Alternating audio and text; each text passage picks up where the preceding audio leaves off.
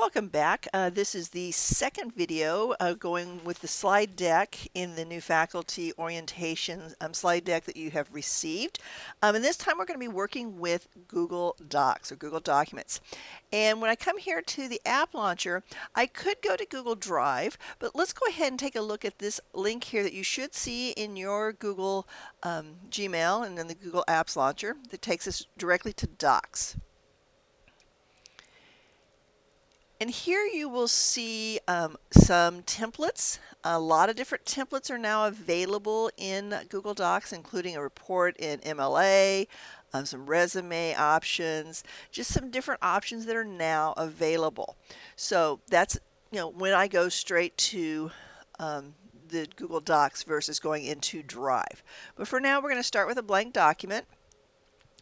And one of the first things, the exercise tells you to rename the document, and I can click up here and give it a name. But one of the features that Google has added recently is the ability that if I come here and say, then I hit enter, and if I come up here and I click, it pulls the first line of what I've typed as the title of my document. So I could go in and change it. So this is just a quick, easy way to name your document. You will notice here the menu bar, very similar to what we saw in pre-Office 2007 Microsoft. But right now we're going to do some editing. So I'm going to come here first to insert. You see there's lots of options here. I can insert an image. And what's nice is I could take a snapshot with my camera. I could add one if I had the URL. If I had albums.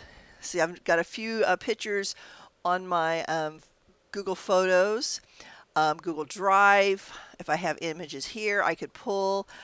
If I just had an image on my computer, I could drag that image and drop it here, or I could choose an image to upload. So lots of ways to insert your image into the document. And for now, I'll just go here and I'll just pick this one here called Delegated Contacts. That was for a help doc I created. So I've inserted a document, inserted an image. I can add tables. I can come here to the menu bar, table, insert. I can, kind of identify initially how big I want it to be, and then it inserts the table.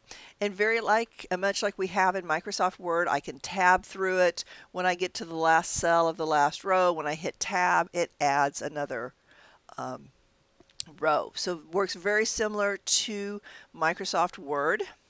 And then last on our exercise is adding a link.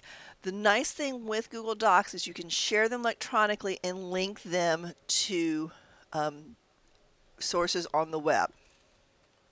So I put my text in here and I could highlight the whole thing, I could highlight a part of it, and then if I go to insert, I can see the option for link. You'll notice over here the control keyboard shortcut.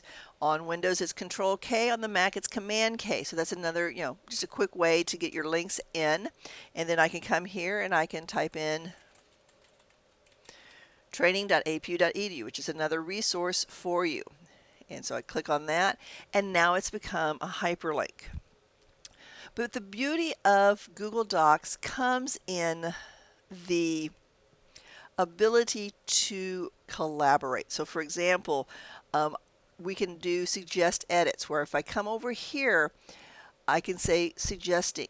And now when I want to make a change, if I highlight this and say I want it to be a title, it's putting over here that I have changed the format.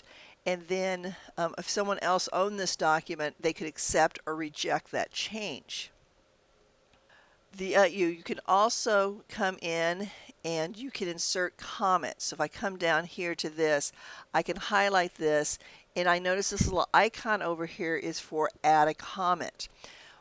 If you choose to have students submit their writing assignments to you as a Google Doc, and they share that Google Doc with you, you can then highlight a section of their their paper, and you can come over here and you can add a comment, and you can give them feedback, and that allows then they can see it.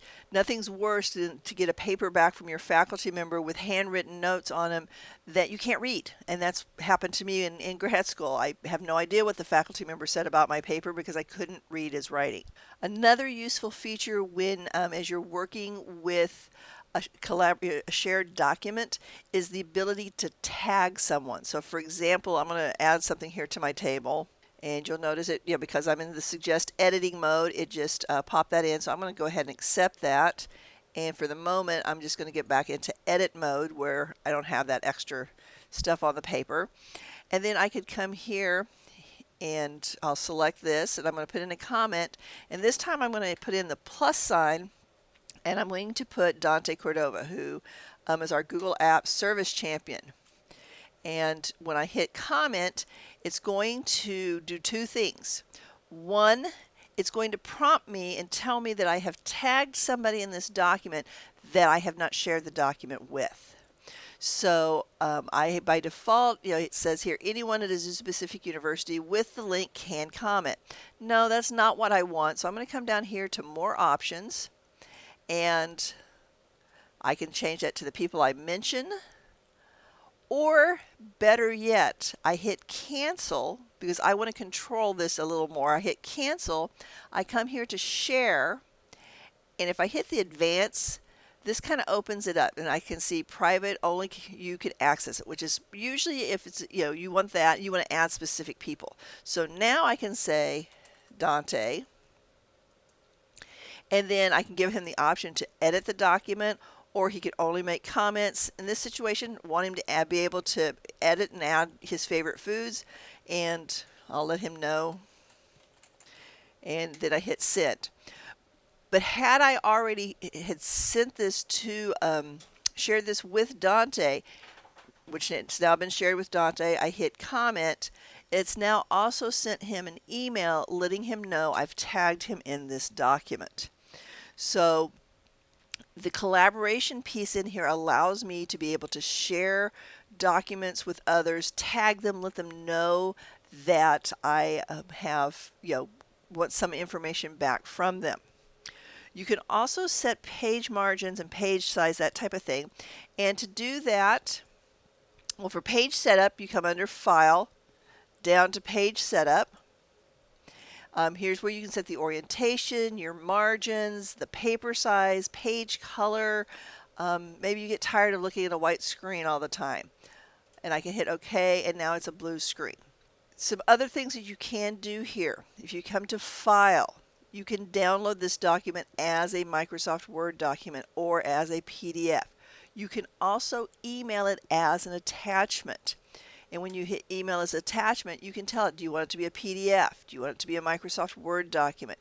And this is very handy if you need to take a document that you've created and then email it to someone outside APU and you don't know if they have Google Apps or a Gmail account. This way you can get it into their hands, either as a PDF or as a Word document. So with that kind of concludes this quick overview of Google Docs, and we'll be back with more.